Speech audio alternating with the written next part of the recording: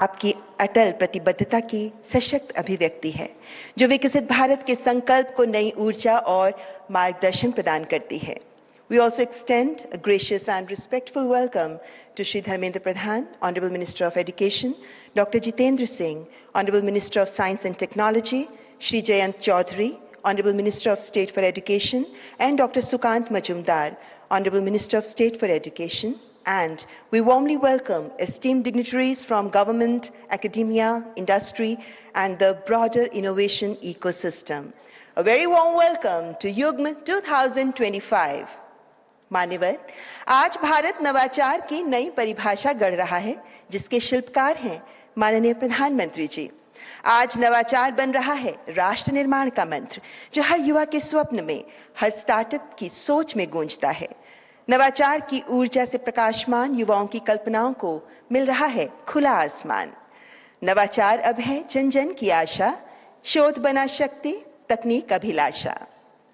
अब मैं वाधवानी फाउंडेशन के प्रेसिडेंट और chief executive officer doctor Ajay केला को आमंत्रित करती हूं कि वे मंच पर आएं तथा माननीय प्रधानमंत्री जी का अभिनंदन करें। आज का ये अवसर भारत के इनोवेशन इकोसिस्टम को गति प्रदान करेगा, विकसित भारत के लक्ष्य को हासिल करने के हमारे प्रयासों को भी रफ्तार देगा। माननीय प्रधानमंत्री जी को शॉल तथा स्मृति चिन्ह भेंट कर उनका स्वागत कर रहे हैं डॉक्टर अजय केला। माननीय प्रधानमंत्री जी कहते हैं, जब विचार नवाचार में बदलते हैं तो परिवर्तन की शुरुआत होती है। आपके नेतृत्व में देश दृढ़ संकल्प के साथ नवाचार के पथ पर अग्रसर है। नवाचार को आत्मनिर्भर भारत और विकसित भारत का आधार बनाने के सूत्रधार हैं माननीय प्रधानमंत्री जी। धन्यवाद डॉक्टर अजय केला। और अब मैं आपसे सादर अनुरोध करती हूं कि आज के कार्यक्रम का शुभारंभ करते हुए युग्म की महत्ता पर प्रकाश डालते हुए अपने विचार सबके साथ साझा करें। डॉक्टर अजय केला।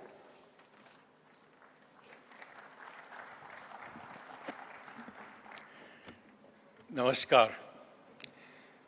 सोचा अपने देश में आए हैं तो क्यों नहीं अपनी भाषा में बोलें। मैं 1981 में आईआईटी बॉम्बे की मुंबईया हिंदी छोड़कर अमेरिका गया। आजकल सोचता हूं अमेरिकन इंग्लिश में ट्रांसलेट करता हूं और बोलता हूं टूटी फूटी हिंदी में। अगर गलती हो जाए तो प्लीज क्षमा करना। आदरणीय प्रधानमंत्री श्री नरेंद्र मोदी जी, यहां आए आदरणीय मंत्रीगण, आप यहां आए हम सब के लिए एक बहुत गर्व की बात है। आज यहां देश के कोने कोने से सब विजनरी भी इकट्ठा हुए हैं। फाउंडेशन की तरफ से और मेरी तरफ से आपका हार्दिक स्वागत। आज हम वाधवानी इनोवेशन नेटवर्क या विन का लॉन्च कर रहे हैं। विन का दूसरा नाम भी निकलता है, व्हाट इंडिया नीड्स। विन का सिंपल गोल है रिसर्च को लैब से उठाकर प्रोडक्ट्स, स्टार्टअप और जॉब में बदलना। इस इवेंट का नाम उगम रखा है। उगम का मतलब है confluence. This is a perfect confluence of industry, academia and government. इन तीन क्षेत्रों से जब आज यहां इतने महान लोग इकट्ठा हुए हैं तो ये इवेंट नहीं रहा, एक नई सोच की बुनियाद है। हम सब मिलकर आपका विकसित भारत का विजन को आगे बढ़ाएंगे। हम वाधवानी वाले सिर्फ एक मकसद है, how do we get underserved youth to earn good money. Underserved और मनी की बात चली तो एक याद आई। बचपन में मैं जू बीच पर चलता था, वॉक करता था। सांता क्रूज एयरपोर्ट से जब प्लेन छूटते थे तो सोचता था एक दिन मैं भी इतना पैसा कमाऊंगा कि प्लेन में बैठ सकूं। आजकल प्लेन में बैठता हूं, नीचे देखता हूं और सोचता हूं मुझे भी कभी इतना टाइम मिलेगा कि मैं बीच पर वॉक कर सकूं। जिंदगी ने मुझे प्लेन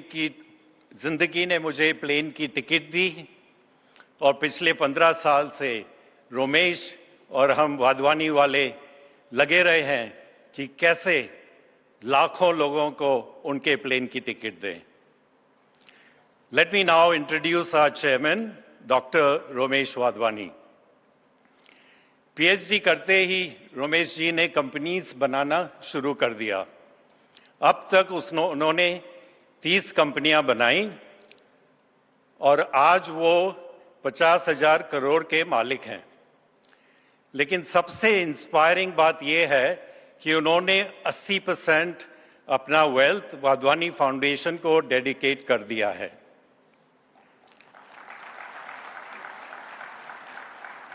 जब खर्चा करने की बात आती है, उनका एक ही मंत्र है, invest in impact, outcomes and job creation.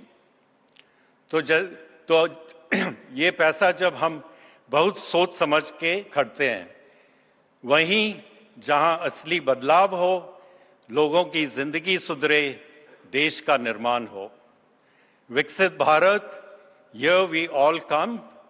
Here comes our visionary chairman, Dr. Romesh Wadhwani. Thank you very much.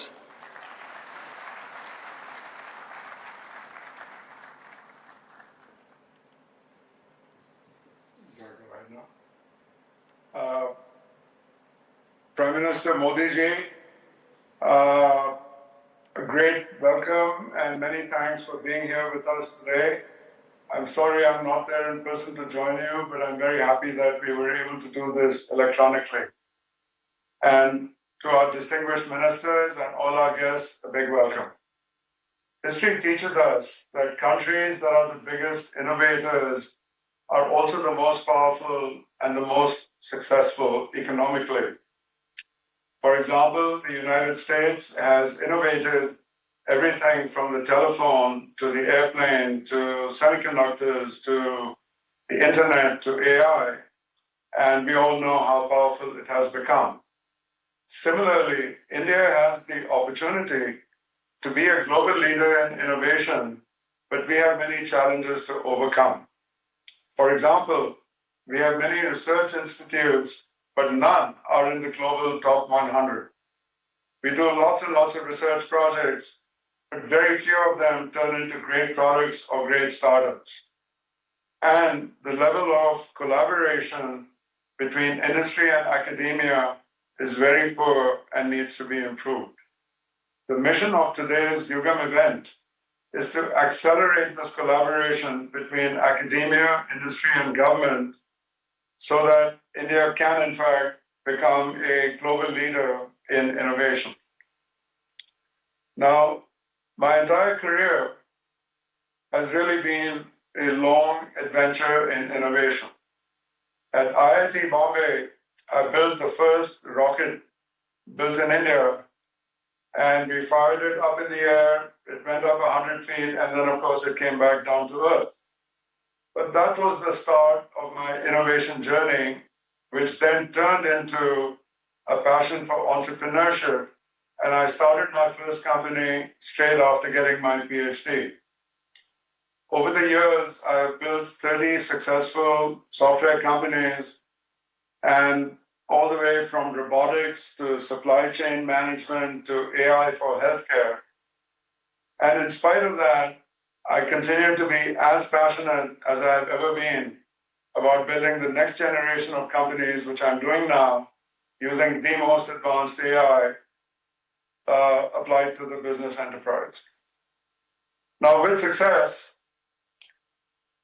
I believe there's an obligation to give back and be philanthropic.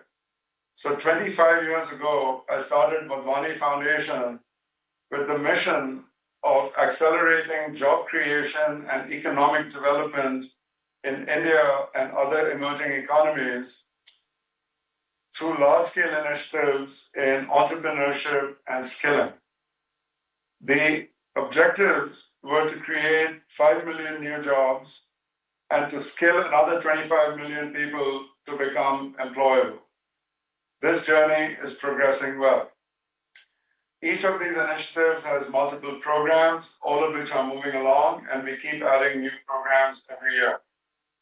Most recently, we launched the Wadhwani Innovation Network with partnerships with a number of leading research institutes, and the agreements that we have just signed today, right here in the presence of the Prime Minister, with leading institutes like IIT Kanpur, IIT Delhi, will now take Wadhwani Innovation Network to the next level. We are also beginning to integrate these initiatives to help create the National Jobs Platform for India. In addition, we have two major initiatives for accelerating AI in the Indian government. One is the Wadhwani Digital Transformation Initiative, and the other one is the Wadhwani AI Institute, which in fact the Prime Minister launched himself a little over 6 years ago, which I'm doing jointly with my younger brother.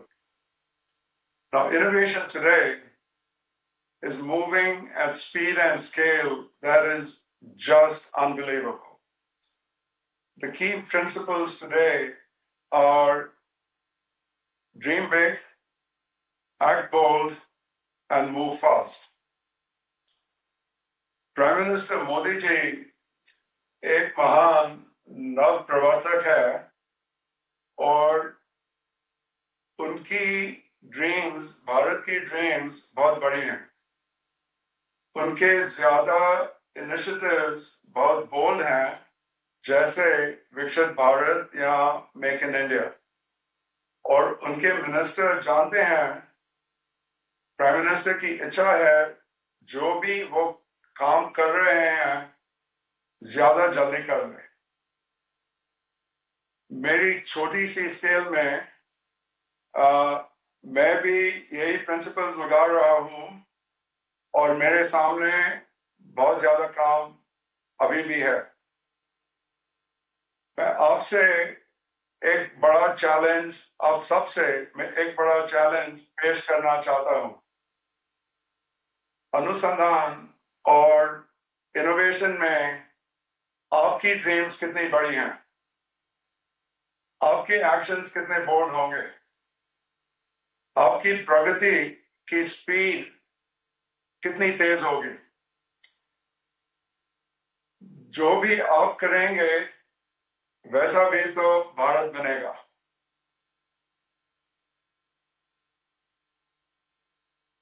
मुझे लगता है अब सब साथ में चलें और ये युगम की स्पिरिट लगाएं. एकेडेमिया, इंडस्ट्री और गवर्नमेंट की कोलैबोरेशन बढ़ाएं तो इंडिया ग्लोबल सुपर पावर जरूर बनेगा. जय हो.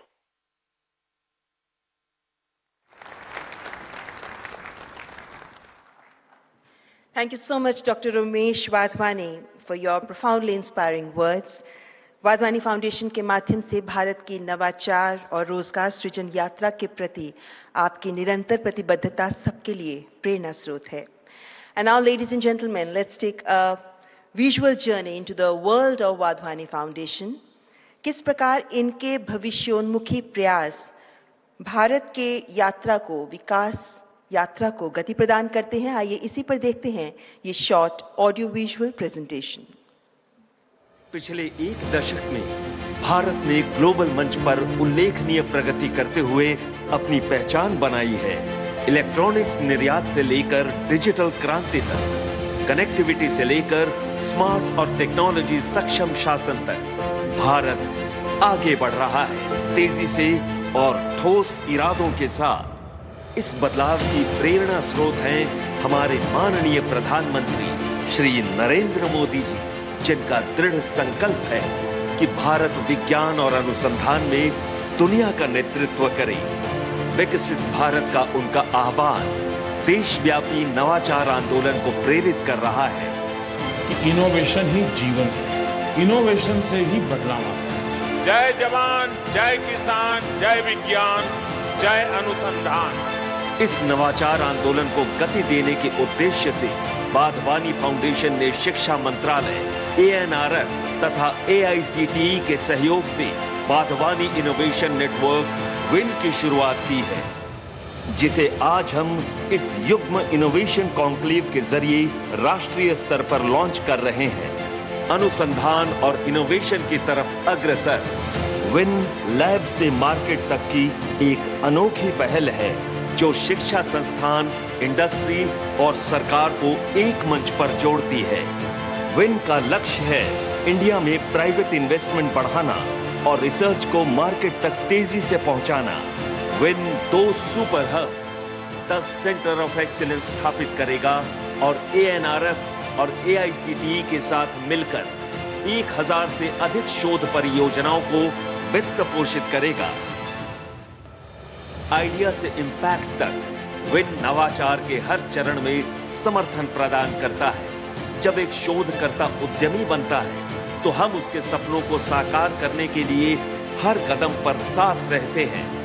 वाधवानी फाउंडेशन नवाचार, उद्यमिता और कौशल विकास के लिए राष्ट्रीय लेवल के प्लेटफॉर्म्स के रूप में कार्य करता है, जो मिलकर नौकरी सृजन को गति देते हैं। वाधवानी एंटरप्रेन्योरशिप नेटवर्क के माध्यम से 5000 से अधिक स्टार्टअप्स को सहयोग प्राप्त हुआ है और 2 लाख से अधिक को उद्यमिता के क्षेत्र में प्रशिक्षित किया गया है। 60 लाख से अधिक शिक्षार्थी हमारे स्किलिंग नेटवर्क से तैयार होकर रोजगार की दिशा में कदम बढ़ा रहे हैं। हमारा government digital transformation platform policy makers को टेक्नोलॉजी के व्यापक उपयोग के लिए सक्षम बनाता है। हमारा AI प्लेटफॉर्म्स मेंटर्स ज्ञान और संसाधनों तक ही नहीं, बल्कि अवसरों तक भी सबकी पहुंच को आसान बनाता है। परंपरा से परे हम एक नई सोच वाली फिलांथ्रोपी है, जो इम्पैक्ट पर फोकस करती है। हमारा मिशन स्पष्ट है, नौकरियां सृजित करना और जिंदगियां बनाना। हम पिछले 20 वर्षों से 15 से अधिक देशों में ये कार्य कर रहे हैं और ये सब डॉक्टर रोमेश वाधवानी के नेतृत्व में संभव हो पाया है, जो इस global movement for jobs, dignity और ट्रांसफॉर्मेशन की आधारशिला है। हम उनके साथ हैं जो सपना देखते हैं, जो संकल्प लेते हैं और जो भविष्य रचते हैं, एक नए आत्मनिर्भर भारत का भविष्य। आइए हम सब मिलकर निर्माण की ओर कदम बढ़ाएं।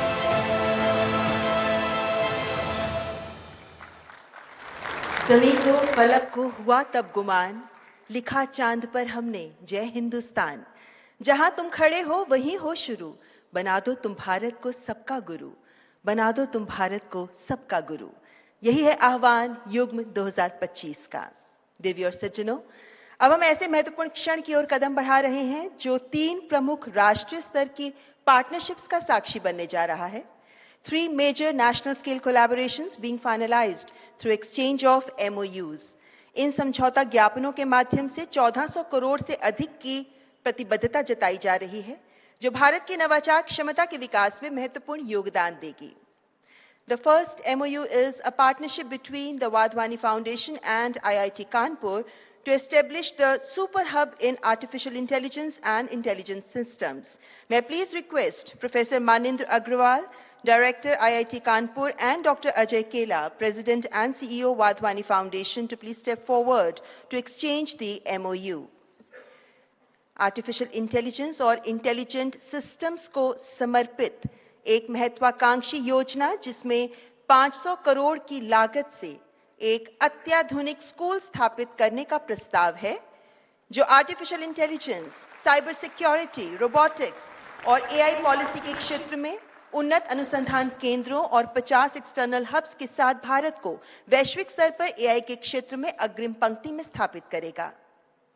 Thank you, Professor Manindra Agrawal, and I request Dr. Kela to please stay back for the next MOU, which is the MOU between Vadhwani Foundation and IIT Bombay for launching the Super Hub in Biosciences and Health Tech.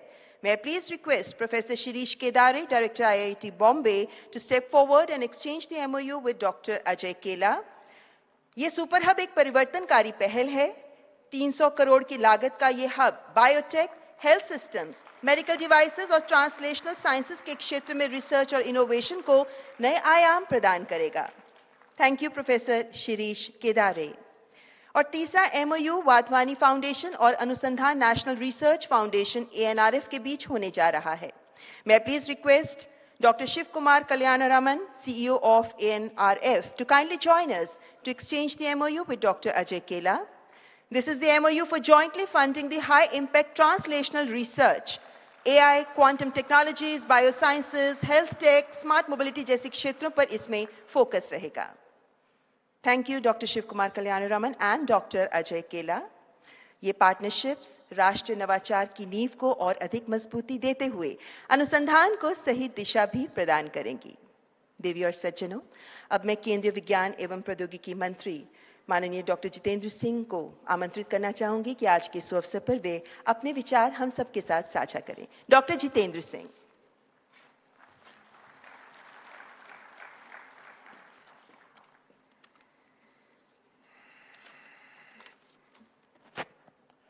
परम आदरणीय प्रधानमंत्री जी, आदरणीय शिक्षा मंत्री जी, माननीय मंत्री जयंत चौधरी साहब, doctor Majumdar ji, Dr. Kela from Vadvani Foundation, ladies and gentlemen, members of the fraternity,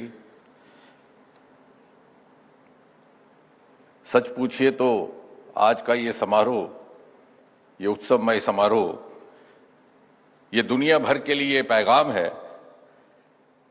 कि 21वीं शताब्दी भारत की शताब्दी है और 2020 का दशक भारत का दशक है। The 21st century belongs to India and that India's moment has arrived.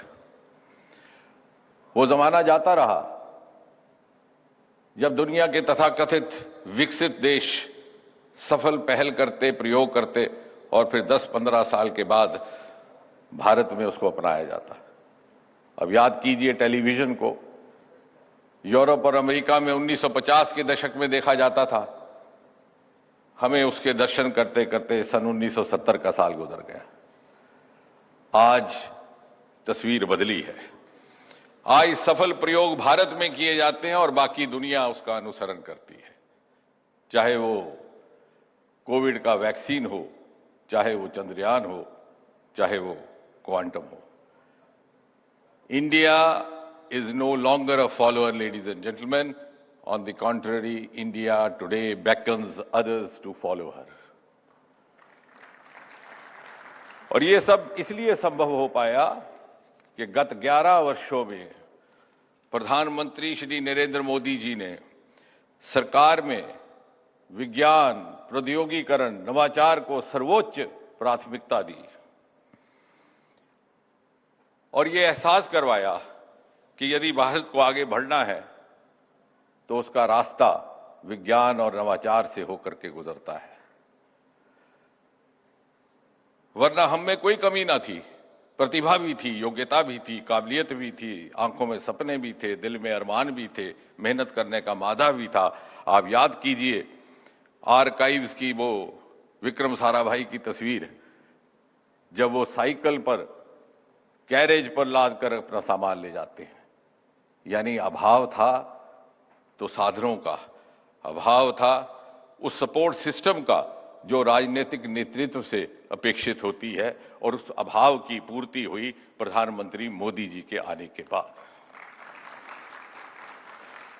जहां एक और department of science and technology का बजट मात्र और मात्र 2,777 करोड़ हुआ करता था 11 वर्षों में, कई गुना बढ़ करके 28,509 करोड़ तक पहुंच गया। और दूसरी ओर प्राइवेट सेक्टर को शमूलियत करने के लिए रास्ता हमवार कर दिया गया। और साथ ही साथ प्रधानमंत्री जी ने यह एहसास पैदा किया कि भारत में भौगोलिक भूमिका निभाने के लिए क्षमता है, the confidence that India has the capacity to play a global role. But ladies and gentlemen, as you all will bear me out, that to be a global player, we have to live up to global benchmarks. We have to follow global strategies. और इसी से प्रेरित हुआ ये विचार national Research foundation, और इसका सुझाव भी सबसे पहली बार प्रधानमंत्री मोदी जी के ही द्वारा आया जब वो 3 जनवरी 2019 को इंडियन साइंस कांग्रेस को संबोधित कर रहे थे। और इसके पीछे का भाव ये रहा, इसका मोटिवेशन, इसका मकसद क्या है कि वो जमाना जाता रहा जब इकाइयों में अलग थलग होकर के काम किया जाता था। The age of silos is over, ladies and gentlemen. And if we have to move on from here where we are, the only option is to move in an integrated fashion. आज जरूरत है synergy between research, innovation, academia and industry. आज जरूरत है closer collaboration between public and private sector, both domestically and internationally. आज जरूरत है non government entities और स्टेक होल्डर्स की शमूलियत की, और आपको जानकर के खुशी होगी कि नेशनल रिसर्च फाउंडेशन अनुसंधान में लगभग 60% भागीदारी नॉन गवर्नमेंट एंटिटीज की है।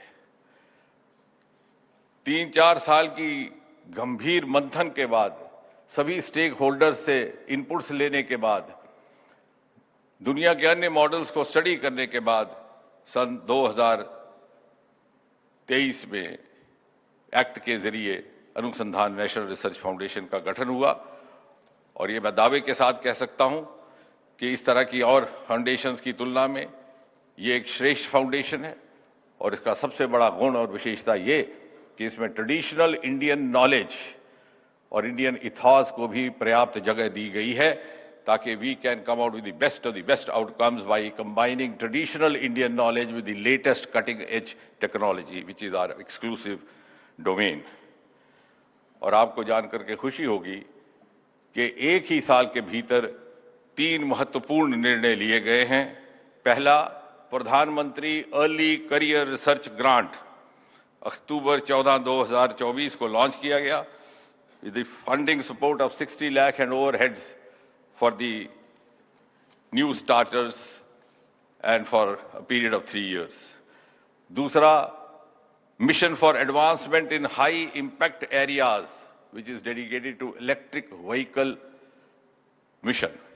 और तीसरा, सबसे महत्वपूर्ण, partnership for accelerated innovation and research अर्थात pair which is dedicated to hub and spoke framework, जिसका बड़ा करीब का ताल्लुक है शिक्षा विभाग से, शिक्षा मंत्रालय से और नेशनल एजुकेशन पॉलिसी 2020 से। और ये उस शिकायत को एड्रेस करता है कि जो मिसमैच ऑफ फंडिंग्स हुआ करता था, विशेषकर जो स्टेट लेवल यूनिवर्सिटी से शिकायत आया करती थी। अभी तक हमने 7 नेटवर्क शिनाख्त कर दिए हैं and we have announced ₹100 crore each as a support. और आज ये एक नया पड़ाव, जैसे रमेश वाधवानी जी ने आपके आगे बात रखी, a commitment for research translation and co funding of Anusandhan National Research Foundation backed projects by Wadhwani Foundation. Ladies and gentleman, Wadhwani Foundation has shown the way and I am sure others too would be motivated to follow them.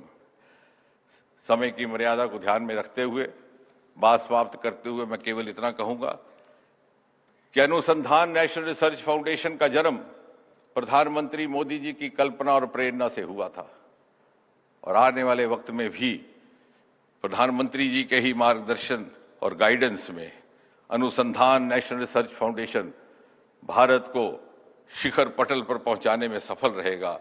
और हम सब मिलकर के कामयाब होंगे वो सपना साकार करने में, वो विकसित भारत का सपना जो प्रधानमंत्री जी ने भारत के एक एक नागरिक के दिल में जगाया है। बहुत बहुत धन्यवाद।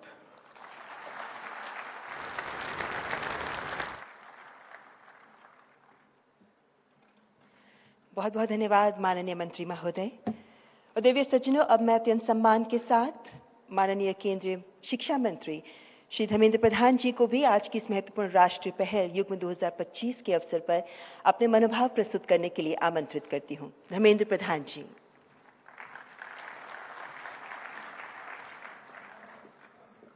हम सभी के मार्गदर्शक देश के प्रधानमंत्री माननीय नरेंद्र मोदी जी, केंद्रीय मंत्री डॉक्टर जितेंद्र सिंह जी, जयंत चौधरी जी, सुकांत मजुमदार जी, आदरणीय श्री रमेश वाधवानी जी, फाउंडर तथा chairman Wadhwani foundation, doctor Ajay केला, सीईओ वाधवानी फाउंडेशन, देश के जाने माने शिक्षाविद, उद्योग जगत के प्रमुख नेतृत्व, नवाचार की अन्वेषी, एंटरप्रेन्योर्स, फिलैंथ्रोपिक पार्टनर्स, अन्य महानुभाव तथा मीडिया की साथीगण, सभी को नमस्कार। हम सभी की सौभाग्य है हम युगम के इस मंच पे एकत्रित हुए हैं। युगम विकसित भारत के लिए, भारत की नई पीढ़ी के लिए, नवाचार के लिए, नवोन्मेषण के लिए। संस्कृत में इस शब्द का अर्थ समावेश, सम्मिश्रण, ऊंचाई के लिए, कॉन्फ्लुएंस। यही शब्द ही अपने आप में एक बड़ा संदेश है। आज देश में इनोवेशन, नवाचार, नई नियुक्ति की प्रक्रिया, आत्मविश्वास की ये पद्धति इसीलिए संभव हो पाई है।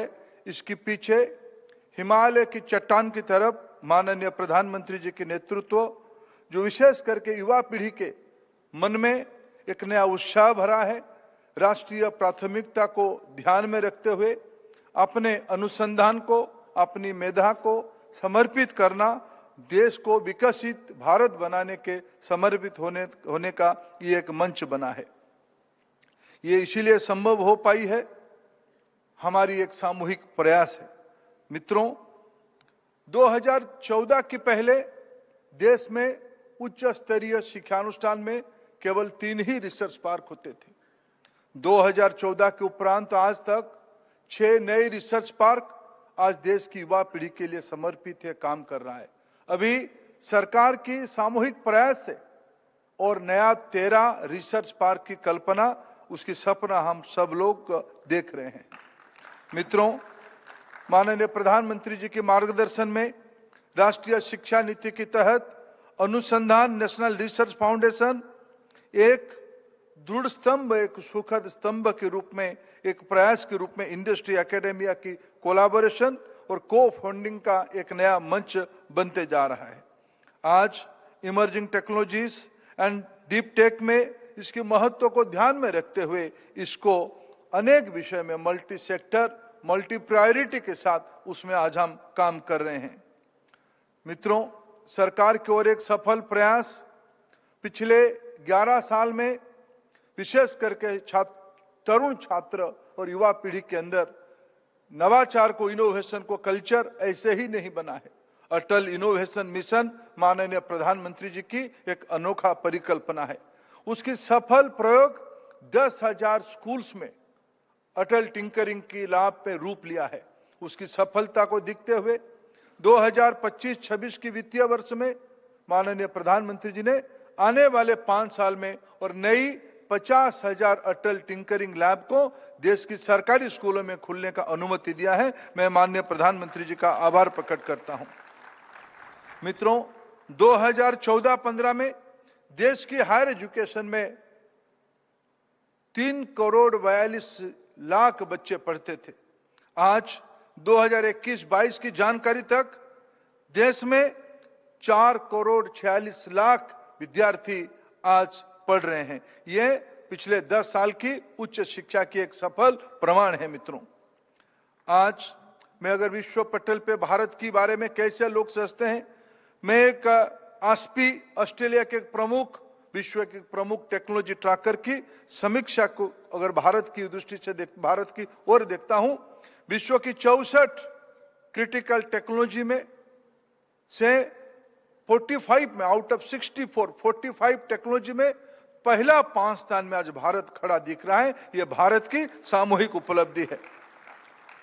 2015 में 11 institution QS world university ranking के अंदर आते थे। आज 2025 में ये संख्या बढ़ के 46 तक पहुंचा है। मैं आज बधाई दूंगा आदरणीय रमेश वाधवानी जी को, माननीय प्रधानमंत्री जी के इस आह्वान को आगे बढ़ाने के लिए industry, academia, policy maker, government की पार्टनरशिप को मजबूत करने के लिए उन्होंने आगे आया है। और आज हम सबके सामने कई नई इनिशिएटिव की शुभारंभ किया गया है। उसमें से मैं प्रमुख मानता हूं 1400 करोड़ रुपया की इस पार्टनरशिप का नींव रखना, फाउंडेशन रखना। उसकी लाभार्थी एएनआरएफ होगा, एआईसीटी होगा, भारत की प्रमुख आईआईटीज और आईआईसी होगा। इसके अर्थ भारत की मेधावी नई विद्यार्थी होगा, युवा होगा। नेशनल एजुकेशन पॉलिसी के एक प्रमुख परामर्श था, रिकमेंडेशन था, कल्चर ऑफ इनोवेशन। मैं आज जिम्मेवारी के साथ कह सकता हूं, माननीय प्रधानमंत्री जी की मार्गदर्शन में आज विश्व में हम अपना स्थान बना रहे हैं।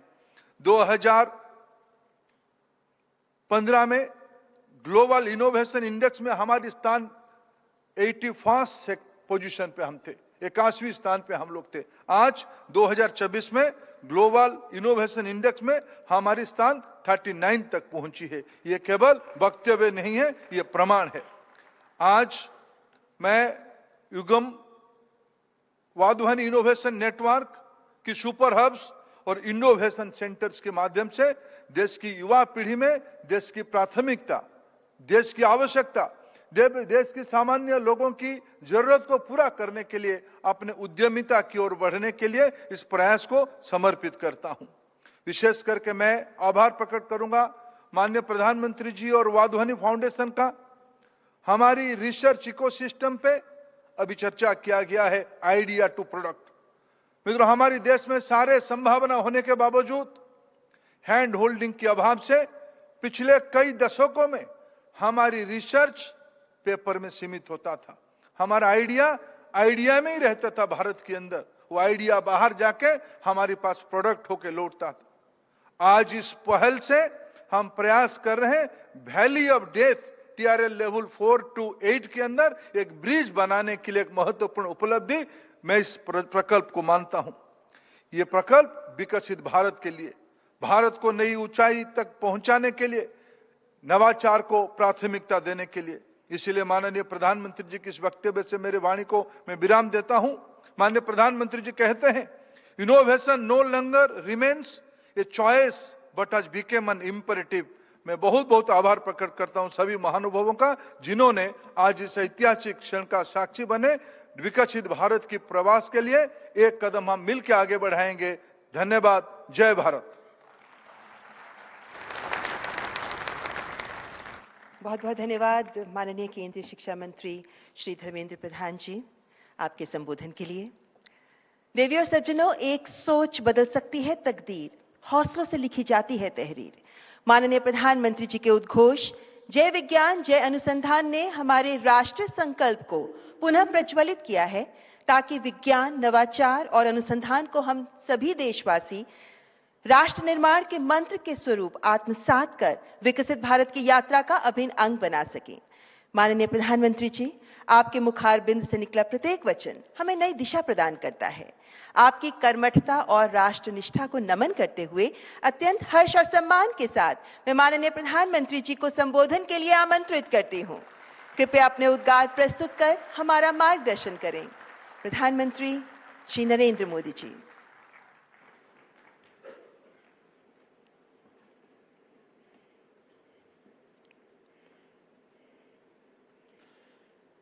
कार्यक्रम में उपस्थित केंद्रीय शिक्षा मंत्री श्री धर्मेंद्र प्रधान जी, डॉक्टर जितेंद्र सिंह जी, श्री जयंत चौधरी जी, डॉक्टर सुकांता मजूमदार जी, टेक्नोलॉजी के माध्यम से जुड़े मेरे मित्र श्री रमेश वाधवानी जी, डॉक्टर अजय केला जी, साइंस एंड टेक्नोलॉजी और एजुकेशन वर्ल्ड से जुड़े आप सभी साथी, अन्य महानुभाव, देवी और सज्जनों, आज यहां सरकार एकेडमिया, साइंस और रिसर्च से जुड़े भिन्न भिन्न क्षेत्र के लोग इतनी बड़ी संख्या में उपस्थित है। ये एकजुटता, ये कॉन्फ्लुएंस, इसी को युग्म कहते हैं।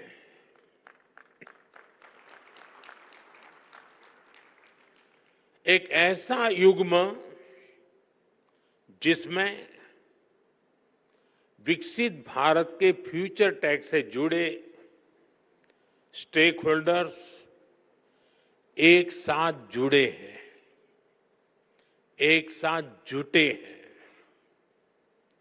मुझे विश्वास है भारत की इनोवेशन कैपेसिटी और डीप टेक में भारत की भूमिका को बढ़ाने के लिए हम जो प्रयास कर रहे हैं उसे इस आयोजन से और बल मिलेगा। आज आईआईटी कानपुर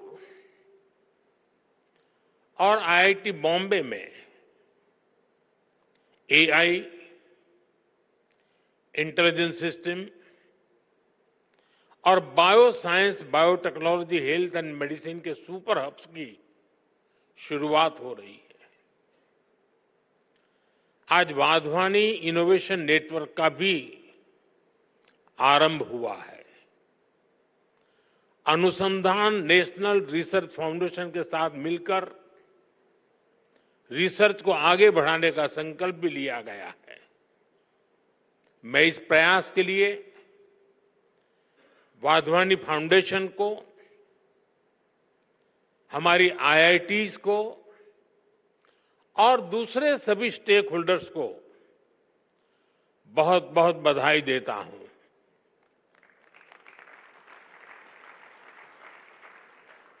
विशेष रूप से मैं मेरे मित्र रमेश वाधवानी जी की सराहना करता हूं। आपके डेडिकेशन और सक्रियता से प्राइवेट और पब्लिक सेक्टर ने मिलकर देश की शिक्षा व्यवस्था में कई सकारात्मक बदलाव किए हैं। साथियों, हमारे शास्त्रों में कहा गया है, परम परोपकारार्थ यो जीवति स जीवति, अर्थात जो दूसरों की सेवा और परोपकार के लिए जीवन समर्पित करता है वही वास्तविक जीवन जीता है। इसलिए हम साइंस और टेक्नोलॉजी को भी सेवा का ही माध्यम मानते हैं। जब मैं हमारे देश में वाधवानी फाउंडेशन जैसी संस्थाओं को देखता हूं, जब मैं रोमेश जी और उनकी टीम के प्रयासों को देखता हूं, तो मुझे खुशी होती है, गर्व होता है कि हम भारत में साइंस और टेक्नोलॉजी को सही दिशा में आगे बढ़ा रहे हैं।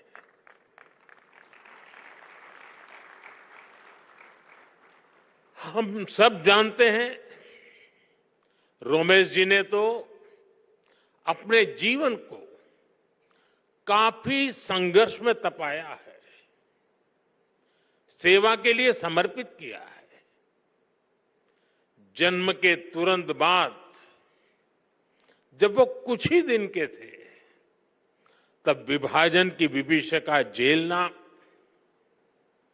अपनी जन्मभूमि से पलायन के लिए मजबूर होना, बचपन में ही पोलियो जैसी बीमारी का शिकार हो जाना और उन कठिन परिस्थितियों से निकलकर इतने बड़े बिजनेस एम्पायर को बिल्ड करना, ये अपने आप में एक असाधारण और प्रेरणा देने वाली जीवन यात्रा है।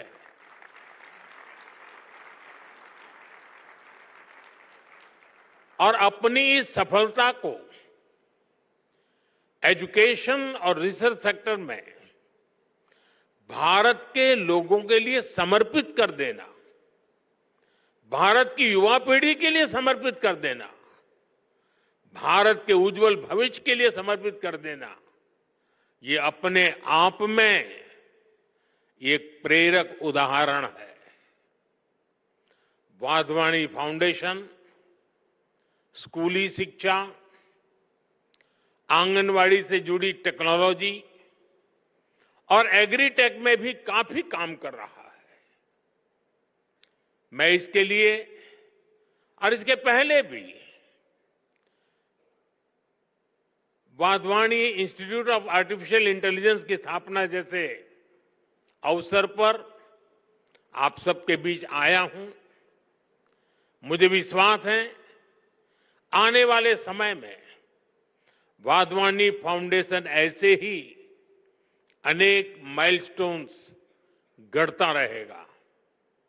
मेरी शुभकामनाएं आपकी संस्था के साथ है, आपके इनिशिएटिव के साथ है। साथियों, किसी भी देश का भविष्य उसकी युवा पीढ़ी पर निर्भर होता है। इसलिए ये जरूरी है कि हम अपने युवाओं के भविष्य के लिए और उनको भारत के उज्जवल भविष्य के लिए तैयार करें। इसमें बड़ी भूमिका देश के एजुकेशन सिस्टम की भी होती है। इसलिए हम देश के एजुकेशन सिस्टम को 21वीं सदी की जरूरतों के मुताबिक आधुनिक बना रहे हैं। देश में नई नेशनल एजुकेशन पॉलिसी लाई गई है। इसे शिक्षा के ग्लोबल स्टैंडर्ड्स को ध्यान में रखकर तैयार किया गया है। नई एजुकेशन पॉलिसी आने के बाद हम भारतीय एजुकेशन सिस्टम में बड़ा बदलाव भी देख रहे हैं। National curriculum framework, learning teaching material और क्लास 1 से लेकर क्लास 7 तक नई टेक्स्ट बुक तैयार कर ली गई है। पीएम ई विद्या और दीक्षा प्लेटफॉर्म के तहत one nation one digital education infrastructure का निर्माण किया गया है। ये इंफ्रास्ट्रक्चर एआई बेस्ड है और स्केलेबल भी है। इसका इस्तेमाल देश की 30 से ज्यादा भाषाओं और 7 विदेशी भाषाओं में टेक्स्ट बुक्स तैयार करने के लिए हो रहा है। नेशनल क्रेडिट फ्रेमवर्क के जरिए स्टूडेंट्स के लिए अलग अलग विषयों को एक साथ पढ़ाना आसान हो गया है। यानी भारत के स्टूडेंट्स को अब आधुनिक शिक्षा मिलनी शुरू हुई है। उनकी कैरियर के लिए नए रास्ते बन रहे हैं। भारत ने जिन लक्ष्यों को तय किया है उसे निरंतर गति देने के लिए देश के रिसर्च इकोसिस्टम को मजबूती देना आवश्यक है। पिछले 1 दशक में इस दिशा में तेजी से काम हुआ है। जरूरी संसाधनों को बढ़ाया गया है। 2013-14 में R&D पर ग्रॉस एक्सपेंडिचर केवल 60,000 करोड़ रुपए था। हमने इसे डबल से भी ज्यादा बढ़ाकर 1.25 लाख करोड़ रुपए से भी ऊपर कर दिया है। देश में कई state of the art research park भी स्थापित किए गए हैं। लगभग 6,000 उच्च शिक्षा संस्थानों में रिसर्च एंड डेवलपमेंट सेल्स की स्थापना की गई है। हमारे प्रयासों से देश में इनोवेशन कल्चर तेजी से विकसित हो रहा है।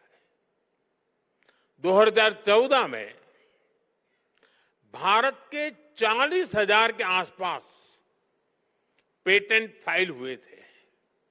अब ये संख्या बढ़कर 80,000 से ज्यादा हो गई है। इससे ये भी पता चलता है कि देश के युवा को हमारे इंटेलेक्चुअल प्रॉपर्टी इकोसिस्टम से कितना सपोर्ट मिल रहा है। देश में रिसर्च कल्चर को बढ़ावा देने के लिए 50,000 करोड़ रुपए के अनुसंधान नेशनल रिसर्च फाउंडेशन की स्थापना की गई है। वन नेशन वन सब्सक्रिप्शन, उसने युवाओं को ये भरोसा दिया है कि सरकार उनकी जरूरतों को समझती है। आज इस योजना की वजह से उच्च शिक्षा हासिल करने वाले छात्रों की पहुंच वर्ल्ड क्लास रिसर्च जर्नल तक आसान हो गई है। देश की प्रतिभाओं को आगे बढ़ने में कोई रुकावट ना आए, इसके लिए प्राइम मिनिस्टर्स रिसर्च फेलोशिप की व्यवस्था बनाई गई है। साथियों, इन प्रयासों का परिणाम है कि आज का युवा सिर्फ R&D में एक्सेल नहीं कर रहा, वो खुद भी R&D बन चुका है। और जब मैं कहता हूं कि वो खुद R&D है, तो मेरा मतलब है रेडी एंड डिसरप्टिव। भारत आज अलग अलग सेक्टर्स में रिसर्च के नए माइलस्टोन स्थापित कर रहा है। पिछले साल भारत ने दुनिया का सबसे लंबा hyperloop test track commission किया। 422 मीटर का ये हाइपर लूप इंडियन रेलवे के कोलैबोरेशन से IIT मद्रास में डेवलप किया गया। IISc बेंगलोर के साइंटिस्ट ने भी एक ऐसी टेक्नोलॉजी डेवलप की है जो नैनो स्केल पर लाइट को कंट्रोल करती है। IISc में ही रिसर्चर्स ने ब्रेन ऑन चिप टेक्नोलॉजी विकसित की है। ब्रेन ऑन अ चिप यानी एक मॉलिक्यूलर फिल्म के अंदर 16,000 से ज्यादा कंडक्शन स्टेट्स में है। डाटा स्टोर और प्रोसेस करने की कैपेबिलिटी। कुछ सप्ताह पहले ही देश ने पहली इंडिजीनियस MRI मशीन भी बना ली है। ऐसे अनेक पाथ ब्रेकिंग R&D हैं जो हमारी यूनिवर्सिटीज में हो रहे हैं। ये हैं विकसित होते भारत की युवा शक्ति, रेडी, डिसरप्टिव और ट्रांसफॉर्मेटिव। साथियों, भारत के यूनिवर्सिटी कैंपस आज नए डायनेमिक सेंटर्स बन रहे हैं। ऐसे सेंटर्स जहां युवा शक्ति ब्रेक थ्रू इनोवेशन को ड्राइव कर रही है। हाल ही में हायर एजुकेशन इंपैक्ट रैंकिंग में भारत ग्लोबल लेवल पर सबसे ज्यादा रिप्रेजेंटेड रहा। 125 देशों के 2000 इंस्टीट्यूशन में से 90 से ज्यादा यूनिवर्सिटीज भारत से थी। 2014 में QS वर्ल्ड रैंकिंग में भारत के केवल 9 इंस्टीट्यूट्स और यूनिवर्सिटीज थी। 2025 में ये संख्या 46 हो चुकी है। दुनिया के टॉप 500 हायर एजुकेशन इंस्टीट्यूट्स में भारतीय संस्थानों की संख्या भी पिछले 10 वर्षों में तेजी से बढ़ी है।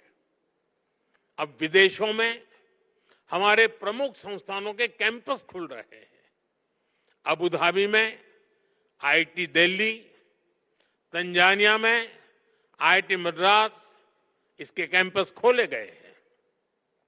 दुबई में आईआईएम अहमदाबाद का कैंपस खोले जाने की तैयारी है। और ऐसा नहीं है कि सिर्फ हमारे टॉप संस्थान ही बाहर कदम रख रहे हैं, बाहर के भी टॉप संस्थान भारत आ रहे हैं। भारत में दुनिया की टॉप यूनिवर्सिटीज के कैंपस खुलने की शुरुआत हो चुकी है।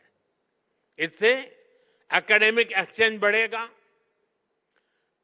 रिसर्च की फील्ड में कोलैबोरेशन बढ़ेगा, हमारे छात्रों को क्रॉस कल्चरल लर्निंग का एक्सपोजर भी मिलेगा। साथियों, टैलेंट, टेम्परामेंट और टेक्नोलॉजी की ट्रिनिटी ही भारत के भविष्य को ट्रांसफॉर्म करेगी। इसके लिए हम भारत के बच्चों को बचपन में ही जरूरी एक्सपोजर दे रहे हैं। अभी हमारे साथी धर्मेंद्र जी ने विस्तार से बताया, हमने अटल टिंकरिंग लैब जैसे इनिशिएटिव लिए हैं। अभी तक देश में 10,000 अटल टिंकरिंग लैब खोली जा चुकी है। इस बजट में सरकार ने 50,000 और अटल टिंकरिंग लैब खोलने की घोषणा की है। विद्यार्थियों को फाइनेंशियल सपोर्ट देने के लिए पीएम विद्यालक्ष्मी योजना भी शुरू की गई है। हमारे स्टूडेंट्स अपनी लर्निंग को एक्सपीरियंस में तब्दील कर सके, इसके लिए हमने 7,000 से ज्यादा इंस्टीट्यूट्स में इंटर्नशिप सेल स्थापित किए हैं। युवाओं में नए स्किल्स विकसित करने के लिए आज हर संभव प्रयास किया जा रहा है। इन युवाओं के टैलेंट, टेम्परामेंट और टेक्नोलॉजी की ये ताकत ही भारत को सफलता के शिखर तक लेकर जाएगी। साथियों, हमने विकसित भारत के लक्ष्य के लिए अगले 25 वर्षों की समय सीमा तय की है। हमारे पास समय सीमित है, लक्ष्य बड़े हैं।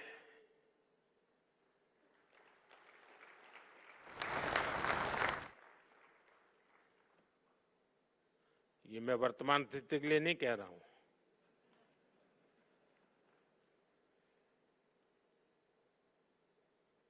और इसलिए ये जरूरी है कि हमारे आइडिया की प्रोटोटाइप से प्रोडक्ट तक की यात्रा भी कम से कम समय में पूरी हो।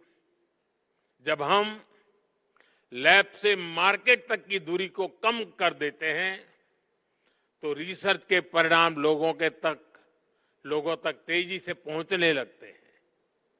इससे रिसर्च को भी मोटिवेशन मिलता है, उनके काम, उनकी मेहनत का इंसेंटिव उन तक पहुंचता है। इससे रिसर्च, इनोवेशन और वैल्यू एडिशन के व्हील को और गति मिलती है। इसके लिए जरूरी है कि हमारा पूरा रिसर्च इकोसिस्टम एकेडमिक इंस्टीट्यूशन से लेकर इन्वेस्टर्स और इंडस्ट्री तक हर कोई रिसर्च के साथ खड़ा हो, उन्हें गाइड करे। इंडस्ट्री लीडर्स इस दिशा में एक कदम और आगे ला सकते हैं और वो हमारे युवाओं का मार्गदर्शन कर सकते हैं, फंड की व्यवस्था कर सकते हैं और साथ मिलकर नए सॉल्यूशन डेवलप कर सकते हैं। इसलिए सरकार रेगुलेशंस को सिंप्लीफाई करने, अप्रूवल्स को फास्ट ट्रैक करने के प्रयासों को भी गति दे रही है। साथियों, हमें AI, quantum computing, advance analytics, space tech, health take, synthetic biology को लगातार प्रमोट करना होगा। आज हम देख रहे हैं भारत एआई डेवलपमेंट और एडॉप्शन में आगे रहने वाले देशों में शामिल है। इसके विस्तार के लिए सरकार ने इंडिया एआई मिशन को लॉन्च किया है। इससे world class infrastructure, high quality data sets और रिसर्च फैसिलिटी तैयार किए जाएंगे। भारत में एआई सेंटर्स ही एक्सेलेंस की संख्या भी बढ़ाई जा रही है। देश के जाने माने संस्थानों, उद्योगों और स्टार्टअप्स के द्वारा इन सेंटर्स ऑफ एक्सेलेंस को गति मिल रही है। हम मेक एआई इन इंडिया इसके विजन पर काम कर रहे हैं और हमारा उद्देश्य है make AI work for India. इस बार के बजट में हमने आईआईटी में सीटों की संख्या और कैपेसिटी बढ़ाने का निर्णय लिया है। देश में मेडिटेक यानी मेडिकल प्लस टेक्नोलॉजी के कई कोर्सेज आईआईटी और एम्स के सहयोग से शुरू किए गए हैं। हमें इस जर्नी को समय से पूरा करना है। हमें हर फ्यूचर टेक्नोलॉजी में भारत को बेस्ट इन वर्ल्ड की लिस्ट में शामिल करना है। युग्म के जरिए हम इन प्रयासों को नई ऊर्जा दे सकते हैं। शिक्षा मंत्रालय और वाधवानी फाउंडेशन की साझा पहल से हम देश का इनोवेशन लैंडस्केप बदल सकते हैं। आज के इस आयोजन से इसमें बहुत ज्यादा मदद मिलेगी। मैं एक बार फिर युग्म पहल के लिए वाधवानी फाउंडेशन का आभार व्यक्त करता हूं। मेरे मित्र रमेश जी को अनेक अनेक शुभकामनाएं देता हूं। बहुत बहुत धन्यवाद। नमस्कार।